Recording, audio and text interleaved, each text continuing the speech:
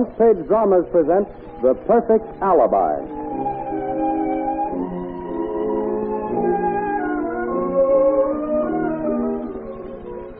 This week's Front Page drama, The Perfect Alibi, is a dramatization of three amusing incidents in a most unusual article entitled, Need an Alibi?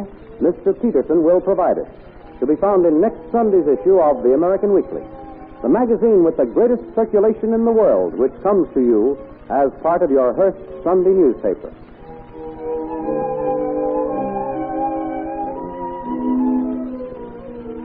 Haven't you often found yourself in a tight spot and wished you could think up a good alibi to get yourself out of it without feeling and looking guilty or causing any hard feelings?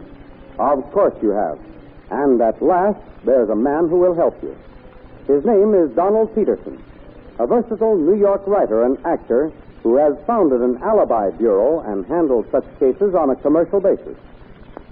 With Mr. Donald Peterson's aid, a husband who tells the little woman the old story that he was out late the night before because he sat up with a sick friend can convince her.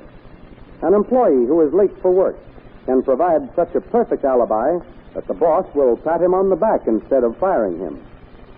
A flock of relatives who come to town expecting to part with a young married couple for a week or so can be sent merrily on their way with no hard feelings. Any number of similar situations that require those little white lies are being handled smoothly with Mr. Peterson's perfect alibis.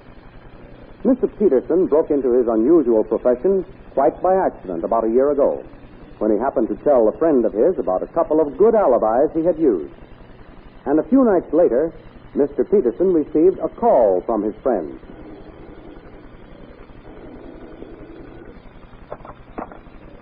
Oh? Hello, Pete. Yeah. Say, look, Pete, I'm in a bit of a jam. Remember you telling me the other day about some swell alibis you thought up? Oh, it's you, Jack. Yeah. Well, what's the trouble? Well, look, Pete, I'm throwing a little party at my place, but it's grown beyond all proportion. I'm afraid the gang has got out of hand. Uh-huh. I've tried to quiet them, but it's no use. My apartment sounds like a bunch of Apache Indians holding a bowling convention on a tin roof. That's putting it mildly. The neighbors are complaining, and the tenants in the apartment right below us are threatening to call the police and the riot squad. Now, can you think up anything to help me out? I've got to appease those neighbors. Okay, Jack, you sit tight and I'll fix you up. I got an idea that might work. Yeah? Let's see, you're at the Riverview Terrace Apartments, Yeah, aren't that's you? right, yeah. And it's 10B. That's the apartment. All right, I got it now. Now, just wait and I'll have you fixed up in 15 minutes. Going to work on it right now. Bye. Oh, thanks, Pete. Goodbye.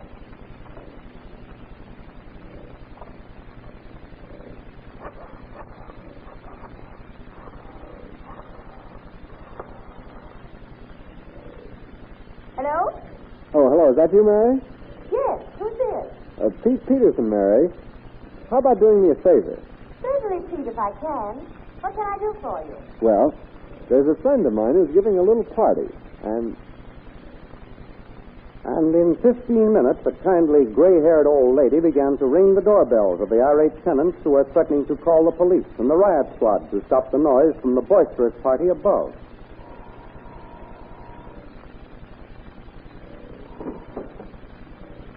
Oh, I'm for the apartment upstairs. Hmm? My son is giving a party in honor of my 70th birthday. I've been showing his friends how we used to do the square dance when I was a girl. Oh, I'm afraid that we're making a little too much noise and disturbing you. well, to tell you the truth, lady, it was getting a little too noisy. You see, these modern apartments aren't built quite so solid as the old-fashioned houses. But what the heck, you can only celebrate your 70th birthday once in a lifetime. And if you got all that pep at your age, I guess I can take it. I'm not going to stand in the way of you having a good time, no sirree. Happy birthday.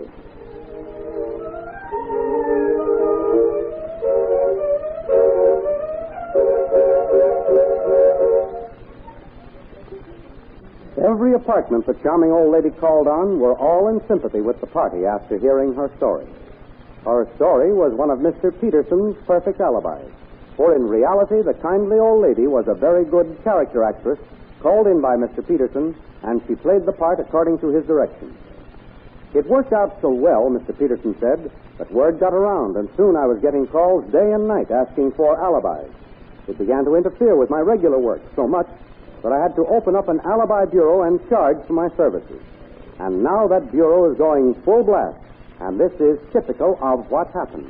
Mr. Peterson, my name is Dorothy Cameron. I'm the secretary to Mr. Welbin of Welbin, Allen & Rolls, the big advertising agency.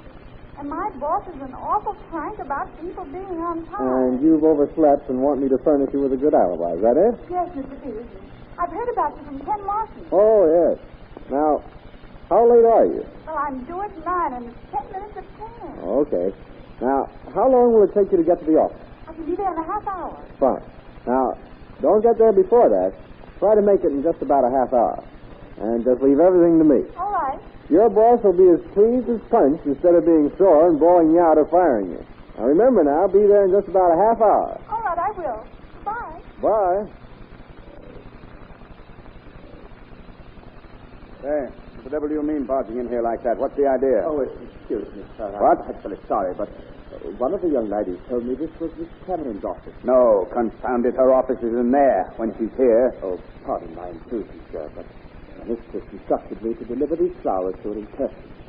Thanks, sir. So, what the devil is all this? What are you talking about? Oh, my mistress, she's old and rather feeble, but shall we say she's a little stubborn and believes in getting about by herself.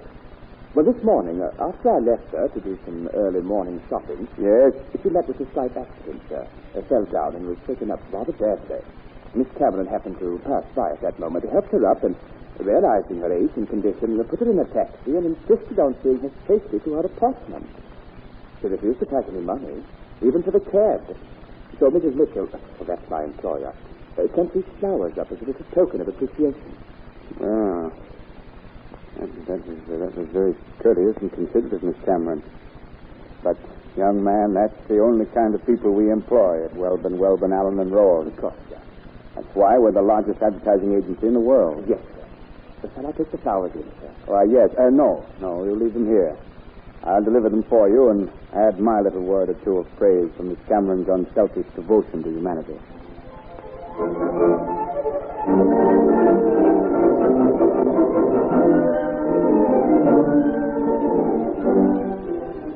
Once again, by thinking up a perfect alibi and directing its production with a skillful actor playing the chauffeur, Mr. Peterson saved the day for one of his clients for a very nominal fee plus the cost of the flowers. And instead of being reprimanded and maybe fired, Miss Cameron was enthusiastically received and praised by her employer, and all was well. Since the opening of the World's Fair in New York City, Mr. Peterson's Alibi Bureau has had to supply a great many perfect alibis for clients who had been faced with problems like this. What is it, dear? What's in the telegram? Bad news? Bad news. Worse than that. A human hurricane's about to descend on us. What in the world are you talking about? Well, my brother from out west, his wife and her mother and the 2 children are paying us a visit. What? Do you mean that those... Uh-huh. When are they coming? Well, there's no escape. They'll be here in the morning for breakfast. Oh. They arrive at Grand Central at 8:30. Staying for weeks, 10 days. Come to the fair. Over my dead body? No, that's no help. How can we stop them from descending upon us and moving in here? I got it. The Alibi Bureau. Mr. Peterson fixes for Ella and George, and he can do it for us. Oh, where's my little red book? Ella gave me the telephone number the other evening. Where's my handbag? It's in there. Oh, now, wait a minute. Would you mind telling me what this is all about? Wait. Oh, here it is. Now, just listen.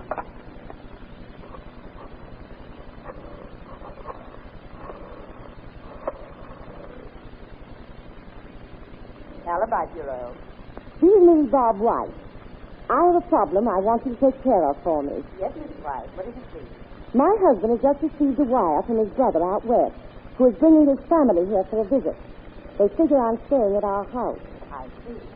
And you want us to make an alibi for you. Is that it? Yes, and on short notice. The wire informs us they will be here in the morning. Don't worry about the time element. We are always prepared. Yes, Mr. Peterson was already once again with a perfect alibi. And when Mr. White's relatives arrived at the house, they were greeted with...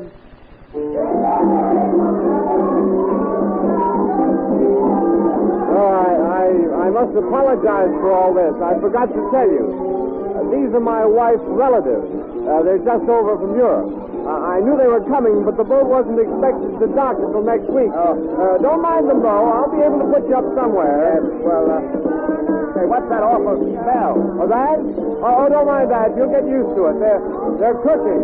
You see, they don't know anything about American cooking yet. Oh, yes, I see. Well, look, old man, I hope you won't mind if we don't stay. But, well, with things as they are, I think it would be better if I took my family to a hotel. Yes.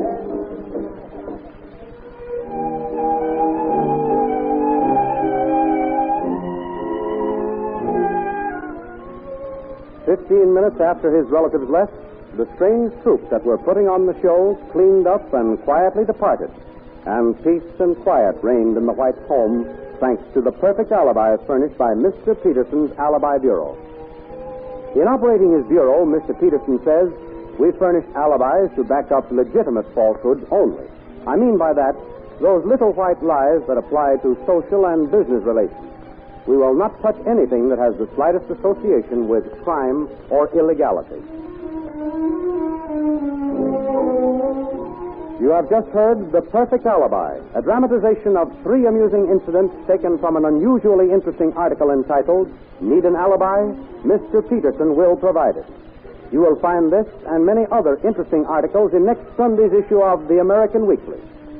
Join the millions of Americans who each Sunday find the greatest enjoyment in the many fine articles and feature fiction by the world's best writers in every issue of The American Weekly, the magazine with the greatest circulation in the world, which comes to you each Sunday with your Hearst Sunday newspaper.